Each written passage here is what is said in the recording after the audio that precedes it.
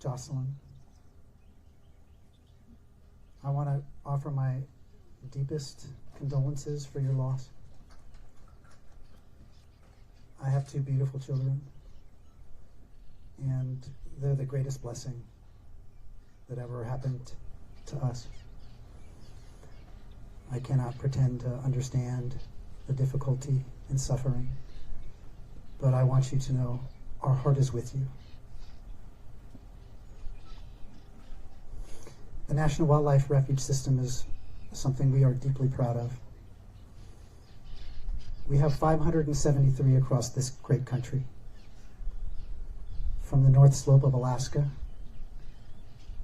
to our Pacific Islands, to the Florida Keys and the Caribbean, to the coast of Maine, and of course the Gulf of America, and everywhere in between. 573. We love every one of them. For us, protecting these beautiful places is a labor of love.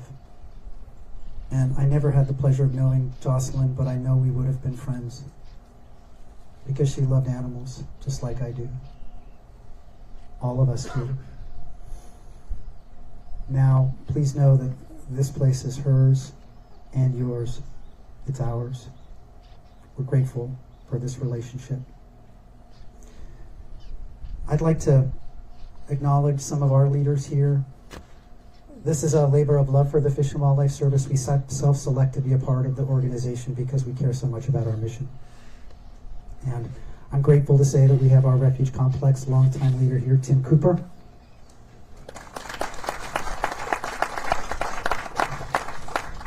We had the chance to meet Kristen already. Just a fantastic leader. One of the things I love about our organization is because we have 573 refuges. We're everywhere. Not only do we love wildlife, but we love people. We reflect the communities that we serve, and Kristen and Tim are representative of that community-based, caring effort for relationship building and conservation simultaneously. Thank you very much. It's now my great pleasure to introduce the governor from the great state of Texas, Governor Abbott.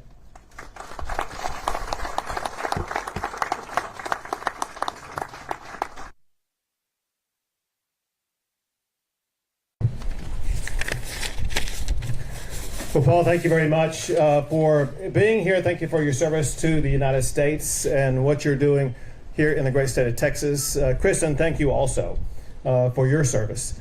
We are proud to welcome today the Secretary of the Interior, Doug Burgum. Doug Burgum is someone that I've had the opportunity to collaborate with for more than a decade now. We're friends, and I can tell you, the President could not have done a better job in selecting somebody for this position than in appointing Doug Burgum. Congratulations, Secretary Burgum. And to Alexis. Despite enormous challenges, Alexis is a friend of Texas and a friend of America. The hearts of our state and country ache for Alexis Nungary. You know, we can all sympathize with the family of a murder victim, but it's difficult to truly empathize unless you've been in those harrowing shoes. Few mothers experience the murder of a daughter. Alexis, Texas and America are better and stronger because you have maintained your fight for Jocelyn.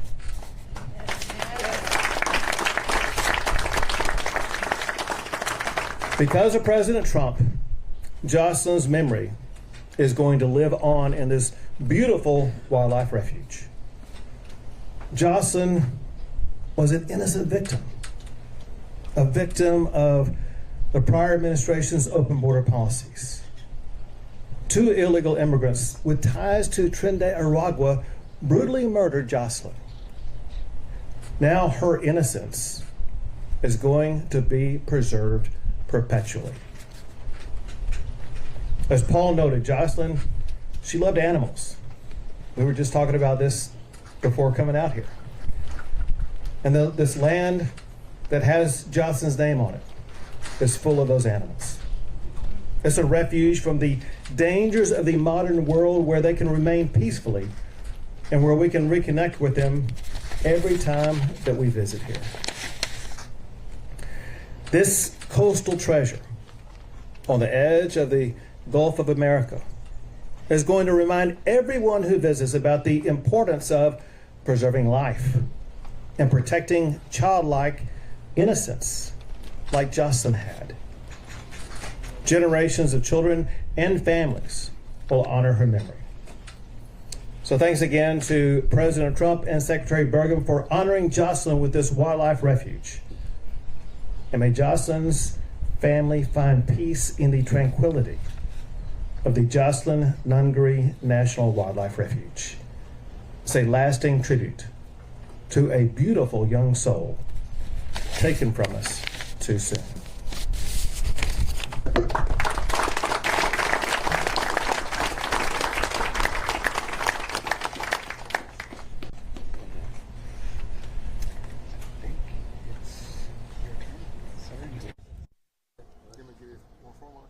What's that?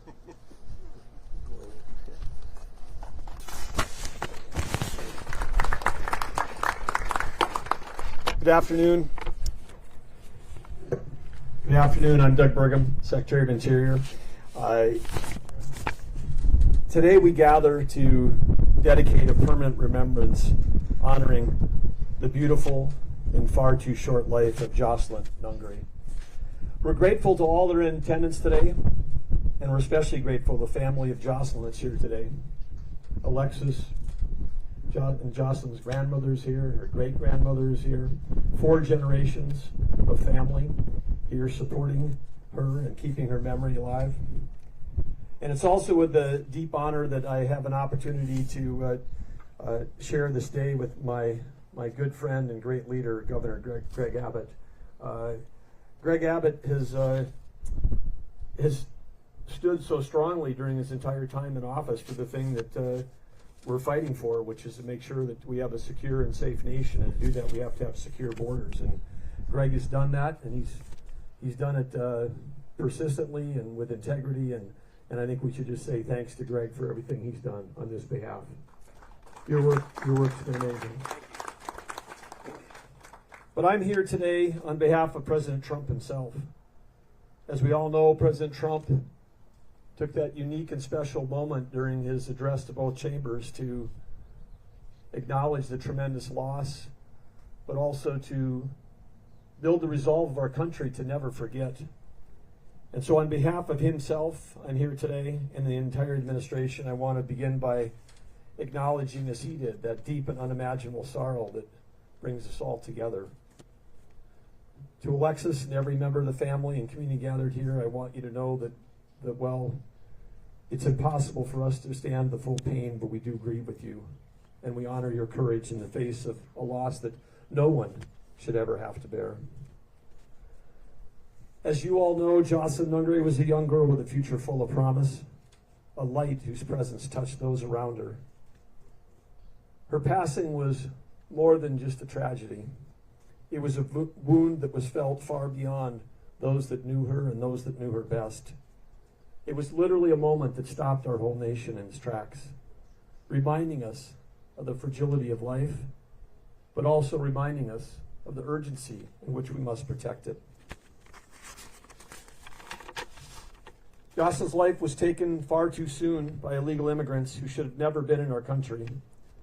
And since taking office, President Trump has kept his promise to take bold and measurable steps to secure our border and protect American communities. Last month, illegal border crossings were the lowest that they've been in 25 years.